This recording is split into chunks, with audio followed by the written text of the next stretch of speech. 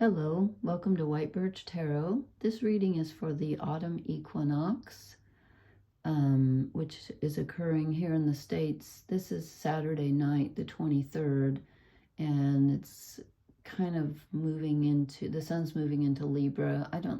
The thing about the ephemeris, it doesn't really tell you the time because it depends on where you are. So sometime today or tomorrow, the sun is moving into Libra, depending on where you live.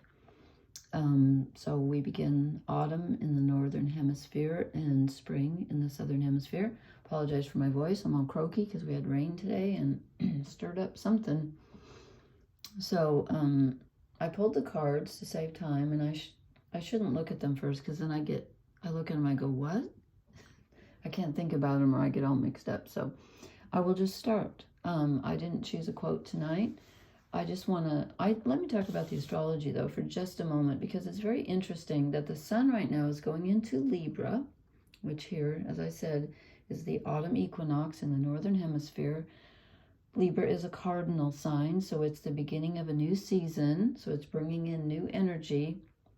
We should be feeling a new forward movement because we're finally getting some more air. I told you before, the only planet we had in an air sign is Mars in Libra. Now we have two planets in Libra, two air. I think that's going to be helpful. And also, if you remember the nodes of the moon, the north node and the south node, okay, they only change signs about every year and a half. And recently, in the last couple months, I forget the exact date, I should write that down, the north node moved into Aries, which is the first sign of the zodiac, cardinal. They're both cardinal.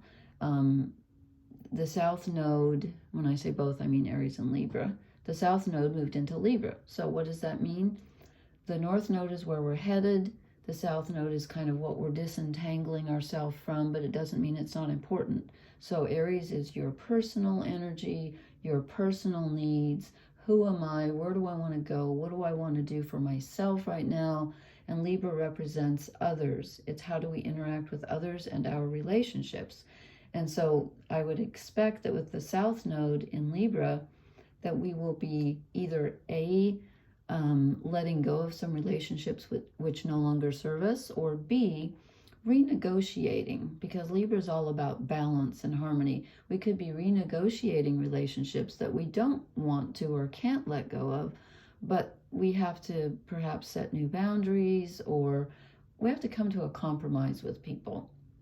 And so, and that's interesting because both of the nodes are squaring Pluto right now.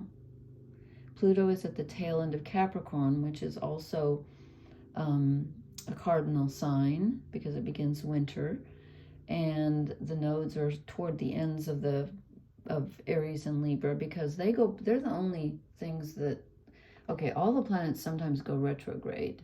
They don't literally move backwards in the sky, but they appear to from the earth, and so we call that retrograde. The moon's nodes always travel backwards, and actually I'm not going to get into it, but there's a thing where that's how we average them out, because actually they go back and forth, back and forth, back and forth, and you can find an ephemeris that will give you what is called the actual, where I forget what they call it. I don't even use it. I use the mean node, which is the average, because the nodes move back and forth, back and forth, back and forth every few days, and it drives you crazy. So, well, drives me crazy. So most astrologers, not all, but most of them use what is called the mean nodes, which is the same as saying an average, where it is, basically we average it out. So the nodes are squaring Pluto, and Pluto always triggers change. Pluto is death and rebirth and transformation.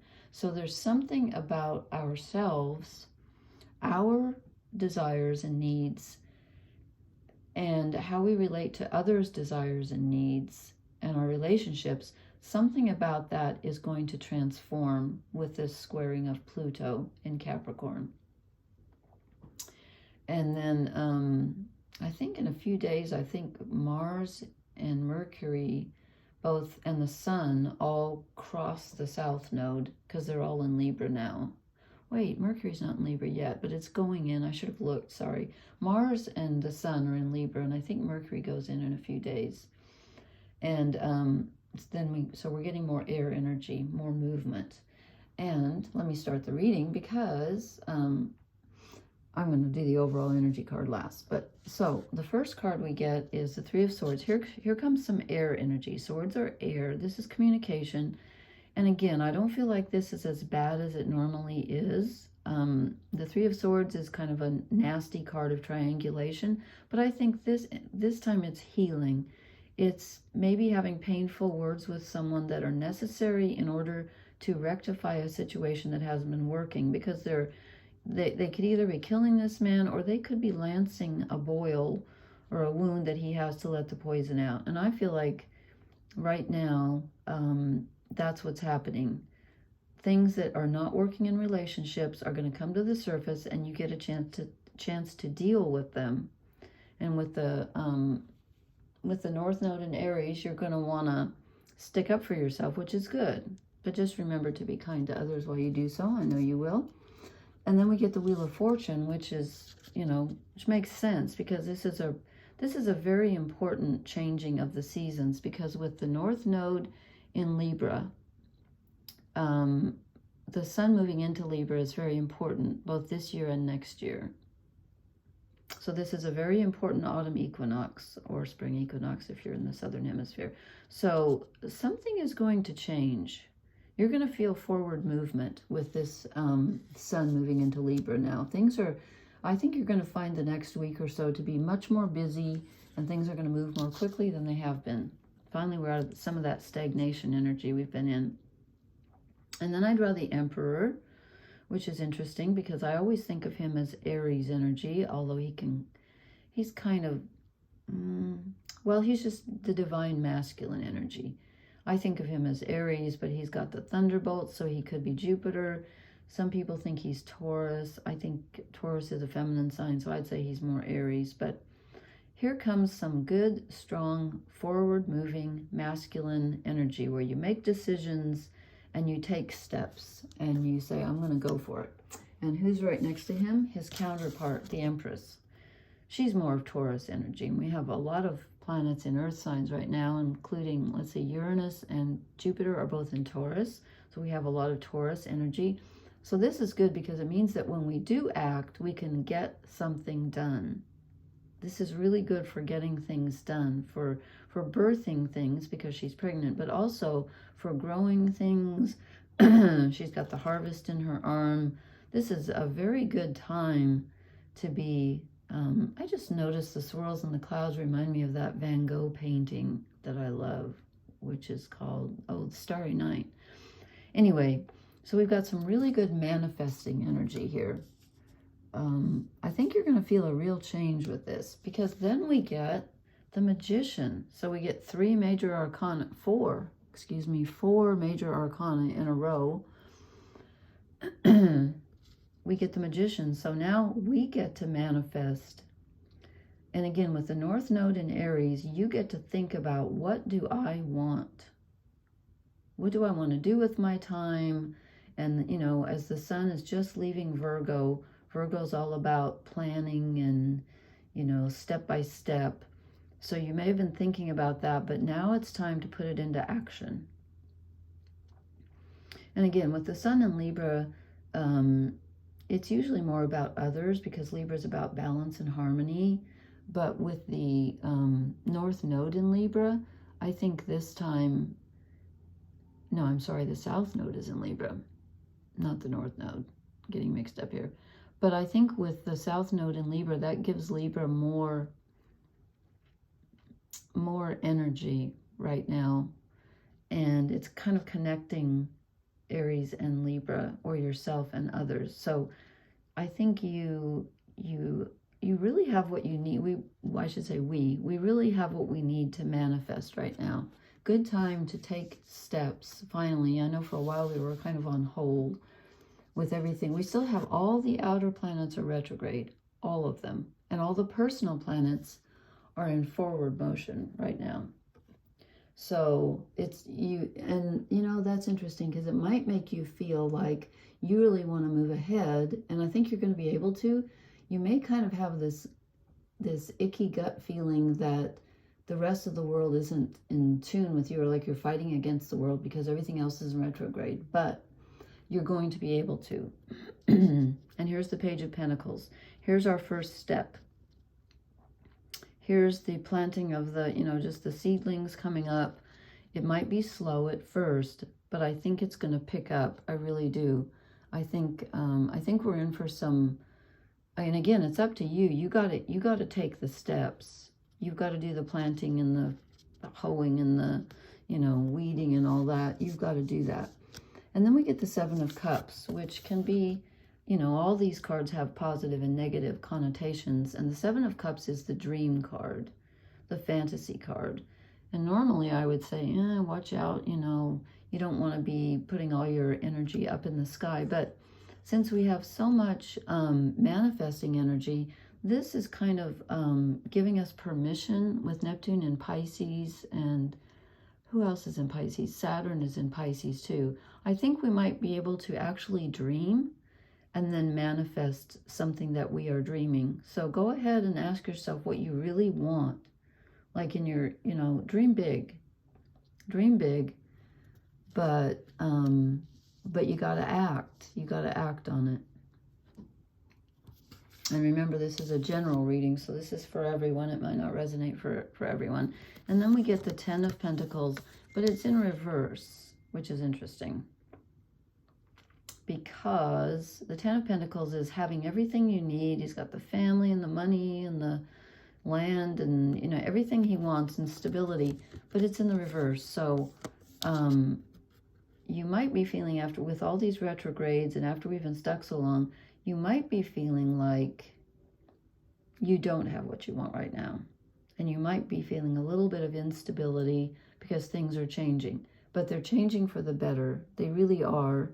And again, you might be having some painful conversations with people trying to establish boundaries, but that's okay. You'll live through it. And if they're a friend, they're going to stick with you. If they're not a friend, they're not. So be kind, but stand up for yourself. And our overall energy card I drew from a different deck, and we get strength. And Venus is still in Leo. Venus rules our relationships. Excuse me. So this is about taming your own inner demons in order to find your own inner strength. She's taming the lion, literally. So this is the Venus and Leo card.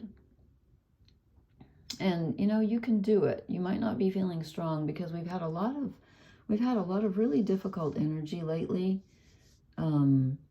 astrologically speaking, but I think it's going to lighten up a bit now and you're going to feel stronger.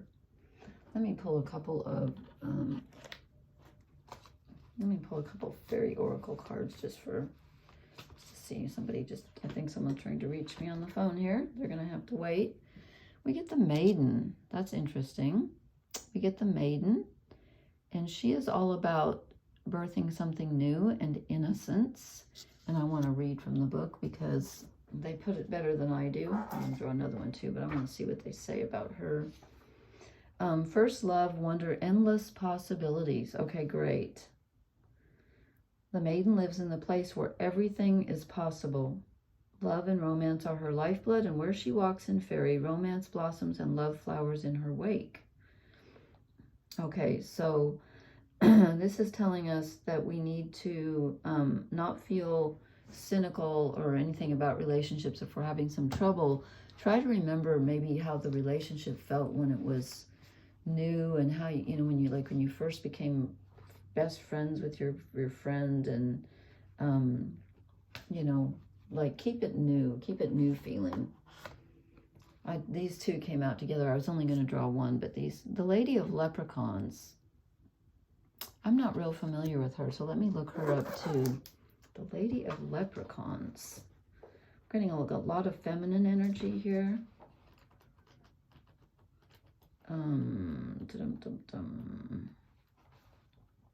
Clear sight, foreknowledge, and fairy gifts. Okay, great. Let's see. So she holds the gifts of fairy in both hands, gifts of knowledge of the future and of clear sight. The crystal ball, excuse me, represents knowledge of the future. Many of us would give a great deal to know what the future holds, and yet such knowledge can be dangerous. Let me hold this up while I'm reading it. So she is holding a crystal ball. She has a mask in her hand. The gift of clear sight may be a wiser choice for who does not want to see life clearly. Sorry about my voice here. Remember that her gifts are not what they appear to be. Knowledge of the future and clear sight proffered by someone as tricky as this lady may be no more than a glittering illusion. Okay, that's the Seven of Cups. So watch, be very careful what you wish for. Make sure that it's grounded in reality, because this is a very reality-driven reading with the pentacles and everything. So don't go pie in the sky. Keep it real. So the maiden, you know, starts at the beginning. We go back to our feeling of a first love and, you know, maybe starting over with people. And she's telling us, you know, to be clear-sighted and to be realistic and to keep it real. Keep it real. And then we get, I'm losing my voice here, then we get prick up your ears. So this means to listen very, very carefully.